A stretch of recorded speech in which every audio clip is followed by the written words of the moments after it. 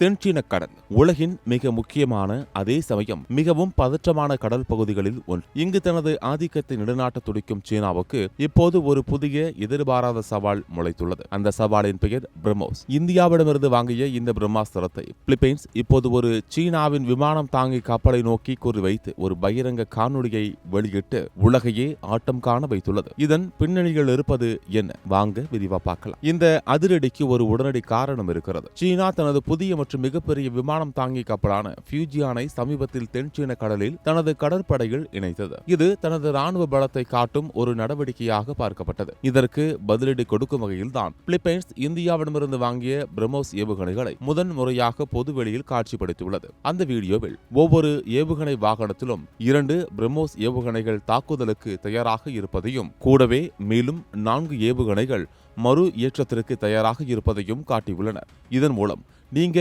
ஒன்னு செஞ்சா நாங்க ரெடியா இருக்கோம் என்ற நேரடி செய்தியை சீனாவுக்கு அனுப்பியுள்ளது பிலிப்பைன்ஸ். இந்த ஏவுகணைகளை அவர்கள் சாதாரணமாக எங்கும் நிறுத்தவில்லை. சீனாவின் கண் உறுத்தும் ஒரு இடத்தில் மிக துல்லியமான ஒரு கணக்குடன் நிறுத்தியுள்ளனர். அதாவது 2012 சீனா சட்டவிரோதமாக ஆக்கிரமித்த ஸ்கார்பரோ ஷோல் என்ற இடத்திலிருந்து வெறும் 220 கிலோமீட்டர் தொலைவில் உள்ள ஒரு கடற்கரை தளத்தில்தான் இந்த பிரம்மோஸ் ஏவுகணைகள் நிறுத்தப்பட்டுள்ளன.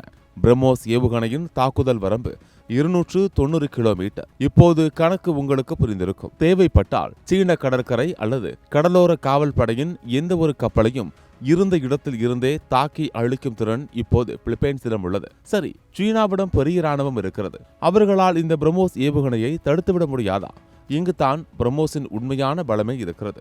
பிரம்மோஸை ஒரு கேம் சேஞ்சர் என்று சொல்வதற்கு 3 முக்கிய காரணங்கள் உண்டு. ஒன்று, அதன் வேகம். இது ஒளியை விட பல மடங்கு வேகத்தில் பயணிக்கக்கூடியது. இரண்டாவது, இது மிக தாழ்வாக பறக்கும். அதாவது கடல் மட்டத்திலிருந்து வெறும் 10 மீட்டர் உயரத்தில் பறக்கும். இதனால் எதிரிகளின் ரேடார் கண்ணில் மண்ணை தூவிவிட்டு இலக்கை தாக்கும். மூன்றாவது, இது 200 முதல் 300 கிலோ வெடிபொருட்களை சுமந்து செல்லும் திறன் கொண்டது.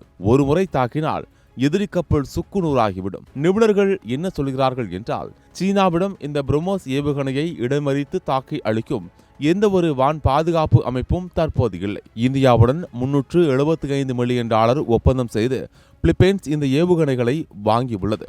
முதல் 2 தொகுதிகள் ஏற்கனவே பிலிப்பைன்ஸை அடைந்துவிட்டன. அடுத்த 2 தொகுதி அடுத்த மாதம் வரவிருக்கிறது. பிலிப்பைன்ஸின் முன்னாள் பாதுகாப்பு அமைச்சர் கூறியது போல, இது பிலிப்பைன்ஸின் இறையாண்மைக்கு சவால் விடும் எந்த ஒரு முயற்சிக்கும் எதிரான ஒரு வலிமையான தடுப்பு.